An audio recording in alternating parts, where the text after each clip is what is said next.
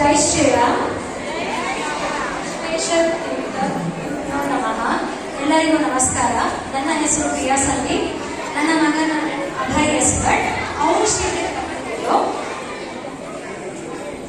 ವಿದ್ಯಾಪೀಠದ ಬಗ್ಗೆ ಯಾರಿಗೂ ಹೇಳ್ಬೇಕಂತಾನೆ ಇಲ್ಲ. ಯಾಕಂದರೆ ಈ ಸಂಸ್ಥೆ ನಮ್ಮೆಲ್ಲರಿಗೂ ನೆಮ್ಮದಿ ತಾಣವಾಗಿದೆ. ಇಲ್ಲಿ ಸ್ವಲ್ಪ ದಿನವಾದರೂ ನನ್ನ ಮಗನು ಅಭ್ಯಾಸ ಮಾಡುವುದು ನಮ್ಮ ಸೌಭಾಗ್ಯ.